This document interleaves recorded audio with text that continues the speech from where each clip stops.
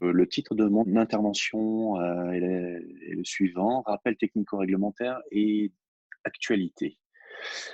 Donc on va revenir sur des notions, très générales pour ensuite vraiment concentrer, heu, le focus sur, de façon très, très précise au fur et à mesure. Donc début 2017, après l'appel à manifestation d'intérêt, auquel ont répondu en fait des sites pour, lancer, accueillir des démonstrateurs, de bâtiments bois de grande hauteur. Le concours a été lancé en février 2017 exactement et je rappelle quels étaient, les principes et attendus finalement, d'Adif Bois, qu'Adif Bois proposait de mettre à la disposition, de ces démonstrateurs. Donc, premièrement, un rôle d'accompagnement. Adif Bois n'avait pas pour vocation de se substituer aux organes décisionnels, mais de les aider en fait, par l'expérience qui avait été acquise, à la fois par ses membres et aussi par les études qui avaient été menées au travers du benchmark, au travers du vademecum, d'accompagner les acteurs à structurer leurs demandes, de faciliter les arbitrages, de faciliter l'identification de signes de qualité et de qualification pertinents, de proposer un niveau d'exigence et de faciliter la prise en compte des équivalences en l'absence de qualification explicite ou de voilà, quand les référentiels n'existaient pas. On est sur des sujets d'innovation, hein.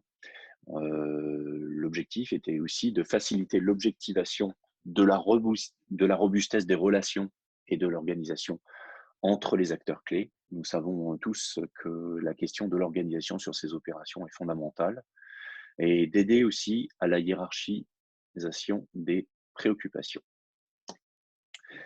Ce qu'est un démonstrateur, rappelons-le, en fait, je prends ici une image que comprendront très facilement les mécaniciens.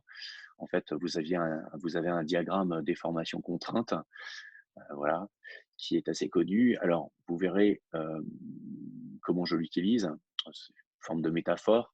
Euh, dans une opération classique, on peut dire qu'on se promène dans la zone élastique, voilà, ou on va dire qu'on peut éventuellement mordre dans la zone plastique. En revanche, dans une opération démonstratrice, on franchit des caps significatifs dans le niveau de difficulté, que l'on aborde. Et en l'occurrence, je pense que l'on peut dire qu'un démonstrateur dépasse la zone élastique, entre de toute façon dans la zone plastique et la franchit pour se trouver dans la zone d'écrouissage euh, au moment même en fait où on risque d'arriver à la rupture du matériau. Donc un démonstrateur présente la possibilité de mise en tension extrême des systèmes avec, par analogie, donc, subsistance de déformation irréversible. Et si on peut, on va dire, faire encore une autre analogie, un démonstrateur permet d'acquérir une haute limite élastique. Et les acteurs qui sont en place sur ces opérations s'en rendent compte. Et on pourrait dire que, en abscisse, ce qui sépare une opération classique d'une opération de type démonstrateur, c'est finalement l'apprentissage.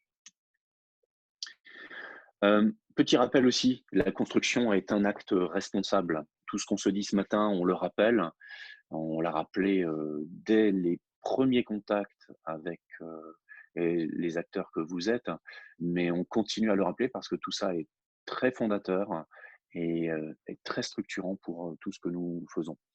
La construction est un acte responsable, donc je vous ai présenté ici un extrait de l'article 1792 du Code civil qui fonde qu'en fait la présomption de responsabilité des constructeurs et donc dont ils ne peuvent s'exonérer que via la démonstration de l'intervention d'une cause étrangère, repose en fait sur la plupart des acteurs que vous êtes, qui sont donc, contrairement au droit courant, tous présumés responsables. Alors je fais un focus, hein, sur les différents articles qui suivent. Vous pourrez les lire, à part, mais globalement, en fait, sont désignés comme responsables par défaut les architectes, les ingénieurs et maîtres d'œuvre, les entrepreneurs techniciens ou toute autre personne liée au maître d'ouvrage par un contrat de louage d'ouvrage, ainsi que toute autre personne qui, bien qu'agissant en qualité de mandataire du propriétaire de l'ouvrage, accomplit une mission assimilable à celle d'un locataire d'ouvrage. Alors, les constructeurs de maisons individuelles, c'est pas trop notre cas. Les vendeurs en VFA, après achèvement d'un ouvrage qu'ils ont construit ou fait construire. Les fabricants d'éléments pouvant entraîner la responsabilité solidaire EPERS, hein, traduit sous la forme d'un acronyme, de l'acronyme EPERS. Les vendeurs d'immeubles à construire, les promoteurs, les vendeurs d'immeubles à rénover. Et j'ai mis dans ce lot-là les contrôleurs techniques aussi, qui ne sont pas des constructeurs au sens de la loi Spinetta, mais qui sont assimilés en termes de responsabilité. Adivebois adopte une stratégie de massification qui est basée sur la qualité et la sécurité. Vous avez ici différents partenariats en fait, qui ont été tissés par Adivebois avec différentes entités, le monde du contrôle, le monde de l'assurance construction, les centres scientifiques et techniques du bâtiment, le CTI, le centre technique de filière forêt, cellulose, bois et ameublement, FCBA. Donc, nous sommes vraiment engagés depuis le départ, depuis la création de l'association, dans une stratégie de massification qui est basée sur la qualité et la sécurité. Je voudrais faire un petit rappel sur ces notions de qualité et de sécurité parce qu'on se rend compte que finalement ces notions ne sont pas forcément bien maîtrisées. Je me permettrai d'utiliser une petite illustration que je vous présente. On pourrait considérer que, admettons qu'il existe en fait un niveau 1 qui serait un niveau ultime de qualité et de sécurité qui serait fondé sur la science. Ça pourrait être un niveau qui serait approché en fait dans le domaine de l'aérospatial, voilà, ou de l'aéronautique, voilà, donc qui est un niveau ultime de qualité et de sécurité. Euh, Ensuite, on pourrait considérer un niveau qui est un petit peu inférieur, qui est le niveau de qualité de sécurité qui est fondé sur la conformité aux référentiels techniques et réglementaires qui accourent dans le domaine de la construction. Ce niveau 2 est un peu inférieur au niveau 1. C'est la raison pour laquelle j'ai placé un axe vertical, un axe désordonné, vertical à gauche. Et l'écart entre ce niveau 1 et ce niveau 2 est un écart qui est assumé collectivement, qu'on pourrait désigner comme étant une non-qualité socialement acceptable, qui est par exemple couvert par les primes d'assurance,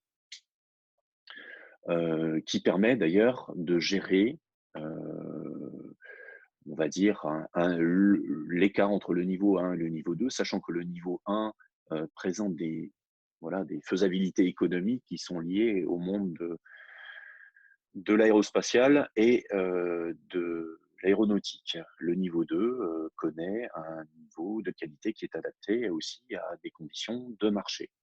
Et l'écart entre les deux, donc, est fondé sur des conditions, on va dire, d'acceptabilité sociale.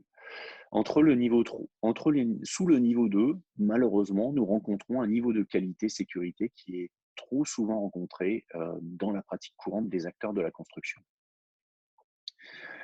Qui considèrent qu'en fait, l'atteinte du niveau 2 serait le Graal ultime de performance à viser.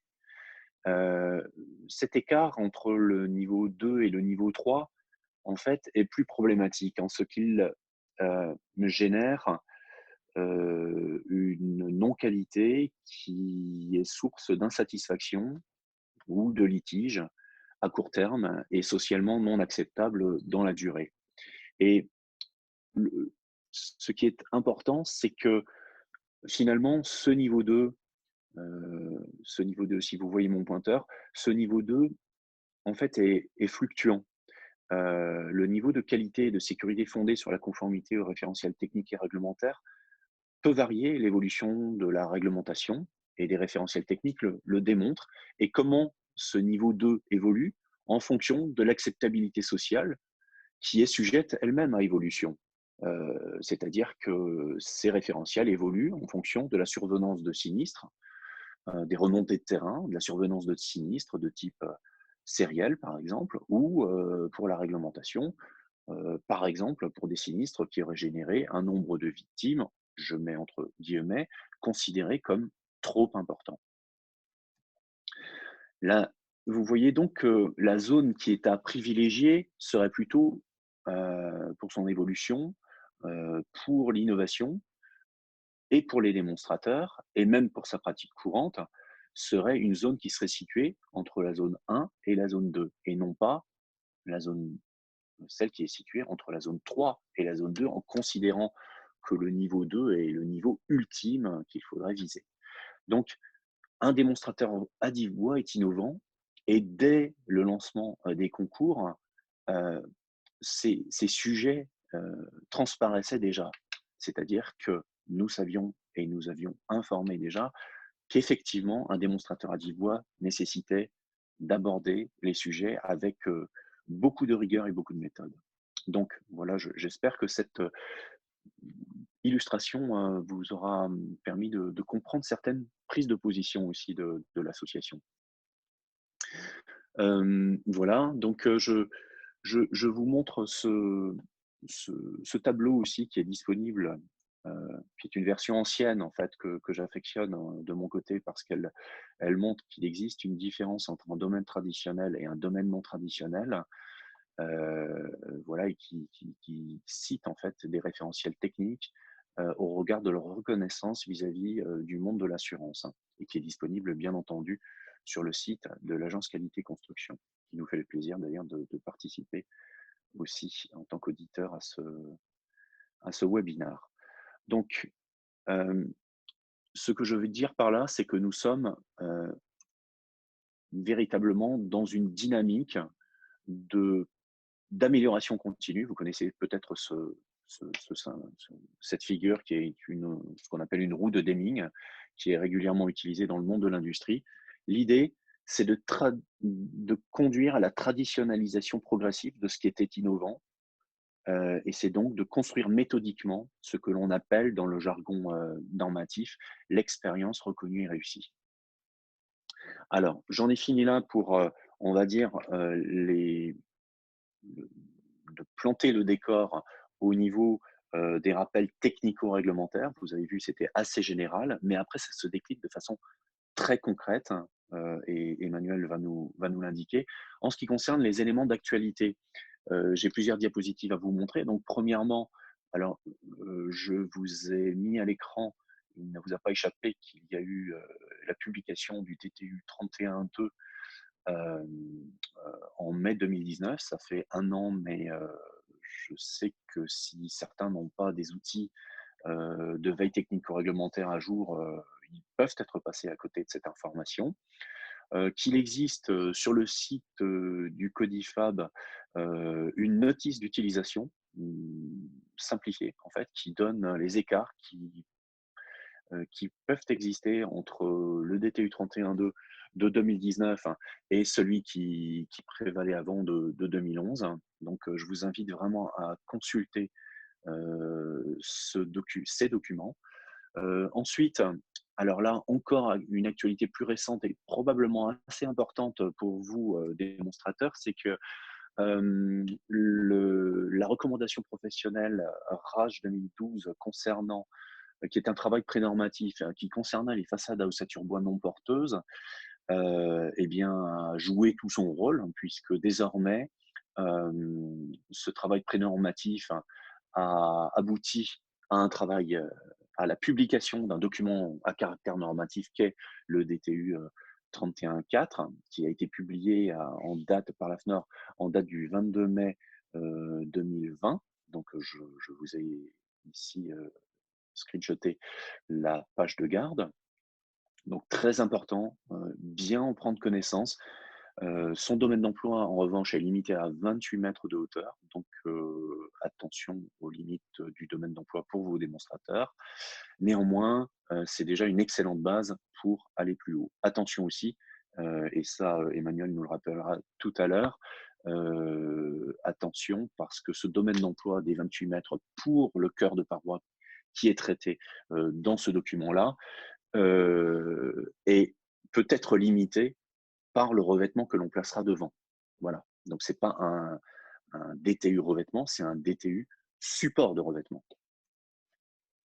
Une actualité toute récente du 4 juin 2020, c'est un document conjoint qui a été publié par le CSTB en tant que laboratoire agréé en réaction et en résistance au feu et l'Institut technologique FCBA qui est un laboratoire agréé en réaction au feu, concernant, on va dire, des commentaires ou la façon d'appliquer le guide propagation du feu, enfin, ce qu'on appelle bois construction et propagation du feu par les façades, qui est un document qui a valeur d'appréciation de laboratoire.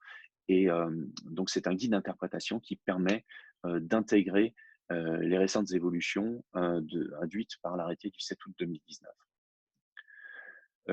Évidemment, en termes d'actualité, allez consulter l'extranet d'Adivebois avec vos logins et mots de passe. Les documents ont été récemment publiés et donc celui qui va vous être présenté ce matin. Donc, et vous allez, à partir de maintenant, vraiment obtenir de l'information extrêmement consistante et précise. Je ne pouvais pas non plus passer à côté d'un document qui est disponible en ligne, qui s'appelle Boiref, donc qui, on va dire, synthétise les documents les plus utiles, dont le catalogue bois construction, en construction neuve et en rénovation. Et évidemment, la publication semestrielle de la commission prévention produits. Alors, je n'ai trouvé sur le site ce matin, peut-être que j'ai mal cherché, mais nous sommes début juillet. La publication semestrielle de juillet ne doit pas tarder, je pense, à être publiée. C'est aussi un document absolument capital pour structurer toutes vos démarches. C'est un document dans lequel vous verrez apparaître le schéma que je vous ai montré tout à l'heure voilà, sur la distinction entre les techniques courantes et les techniques non courantes. Vous y trouverez aussi les règles professionnelles acceptées par la C2P qui définissent des techniques courantes, hein, et puis aussi toutes les familles d'avis techniques mises en observation. Voilà, merci de votre attention, j'en ai fini. On peut faire peut-être un focus sur la façon dont ces sujets sont appropriés par les uns et les autres. C'est qu'effectivement, il semble important que dans les principes, globalement, on est souvent assez d'accord. En revanche, dans l'application, les sujets sont un petit peu plus touchy. En l'occurrence, on s'est rendu compte, alors je ne l'ai pas dit ouvertement, mais par exemple, les notes d'Adivebois sur la question, sur les questions de sécurité incendie, par exemple, relevaient très précisément des principes d'adoption on va dire, des bonnes pratiques qui se situaient entre le niveau 1 et le niveau 2. Donc, voilà par exemple un exemple d'application de ce principe qui est adopté par l'association. Il y a un autre élément qui m'a semblé important au contact des démonstrateurs, c'est que euh, lorsque l'on avait c'est survenu sur l'un des démonstrateurs, donc je voudrais quand même partager cette expérience à tout le monde. Euh, le contrôleur technique, lorsqu'il formule un avis favorable, n'exonère pas la responsabilité de l'ensemble des autres constructeurs qui sont présumés responsables. Donc, le réflexe qui est adopté, qui consiste à penser que lorsque le contrôleur technique donne un avis favorable, tout va bien, disons que, ce n'est pas tout à fait le cas. Le contrôleur technique n'a pas pour vocation d'être le censeur, des bonnes ou des mauvaises pratiques. Il a un contrat, qui lui est confié, qui est un contrat de mission de contrôle qui relève de la norme NFP 03-100, modulo quelques évolutions, on va dire, contractuelles entre le maître d'ouvrage et lui-même. Mais le fait qu'il donne son accord n'exonère personne, hein, de sa responsabilité. Donc ça, c'est un sujet que, donc en l'occurrence, par exemple, lorsqu'on est en face d'une technique non courante, qui aurait été retenue, par l'équipe après avoir fait le travail de diagnostic, heu et qui, d'un commun accord avec les acteurs, serait acceptée, il s'agit quand même de gérer toute la question, de la continuité de la chaîne assurantielle entre tous les acteurs. Donc, on avait, bien précisé ça, lors de nos échanges avec, certains démonstrateurs, même avec tous. C'est important, heu, de savoir que si vous adoptez une technique non courante, et je vais juste afficher à l'écran, ce qu'est donc, un rappel de ce qu'est une technique non courante. Donc, ce qu'est une technique non courante, c'est donc une technique, qui ne relève pas du domaine traditionnel. Donc, ce n'est pas un procédé. Un procédé, c'est donc bien un produit, une conception et une mise en œuvre qui ne relèvent pas ni ni d'une norme ou d'un DTU, ni d'une recommandation professionnelle RAGE, ni d'une règle professionnelle acceptée par la C2P, qui ne dispose pas d'un avis technique ou d'un document technique d'application figurant en liste verte de la C2P, C2P Commission Prévention Produit, ni d'une ATEX favorable. Une ATEX peut être de cas A aussi pour un procédé. Donc une ATEX peut préexister avant l'opération, notamment quand elle est de cas A. Et là, il y a encore une évaluation qui désormais a disparu, qui est le pass innovation vert. Oui. Donc, qu'on soit bien clair, tout procédé qui ne relève pas de cette catégorie-là relève de la technique non courante. Et donc, il est possible, tout à fait possible pour les acteurs d'utiliser ces techniques non courantes pour peu qu'ils les aient bien identifiées et qu'ils engagent des justifications au travers d'une évaluation soit seulement technique, soit technique et réglementaire, entre acteurs de chantier, ok, c'est tout à fait possible, mais il s'agit absolument de bien gérer la question assurantielle.